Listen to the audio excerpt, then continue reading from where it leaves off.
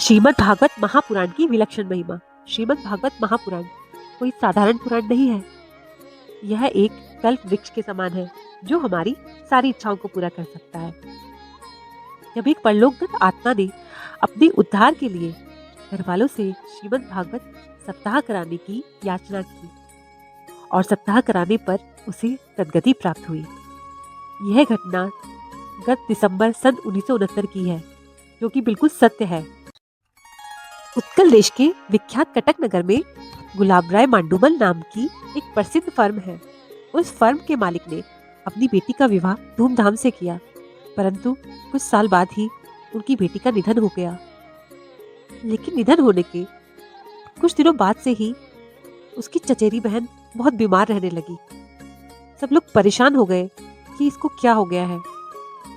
लोगों ने उसे कई डॉक्टरों को दिखाया, आखिर इसको कौन सी बीमारी लग गई है। अच्छे से अच्छे डॉक्टर भी कुछ नहीं समझ पा रहे थे। सब लोग इलाज कराते कराते थक गए। चारों ओर निराशा ही निराशा। एक दिन उसकी चचेरी बहन अपनी मरी हुई बहन की आवाज में कहने लगी, इसे बीमारी कुछ भी नहीं है। यह बहन मेरे कारण परेशान है और मैं स्वयं इस समय बहुत परेशान हूँ, जिससे मैं पिशाच योनि में दुख भोग रही हूँ।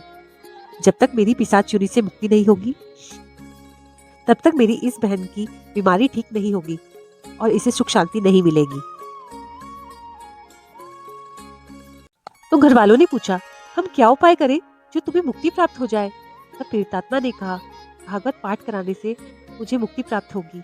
यह सुनकर घर वालों ने किसी विद्वान ब्राह्मण को बुलाया और पाठ प्रारंभ कराया। सभी लोगों की भीड़ इकट्ठे होने लगी और इस सत्य घटना से लोगों का विश्वास भागवत के प्रति बहुत बढ़ गया। भागवत के अंत में आत्मा ने अपने भाइयों और माता से कहा, हमारे पिताजी को भी मुक्ति नहीं मिली है।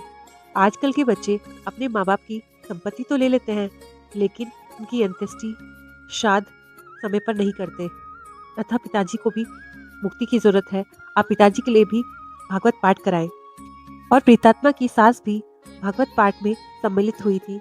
तो प्रेतात्मा ने याचना करी कि इस भागवत का सारा खर्च मेरे ससुराल वाले उठाएं, ताकि मुझे मुक्ति मिल पाए। सास ने सहर्ष ये स्वीकार किया और सारा खर्चा उठाया।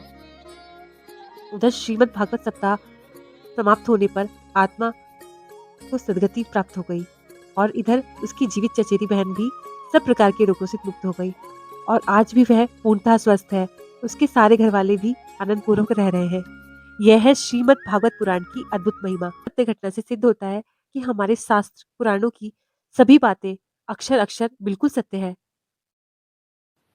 अगर आप भी भागवत कथा सुनना चाहते हैं तो प्लीज़ बने रहिए मेरे साथ।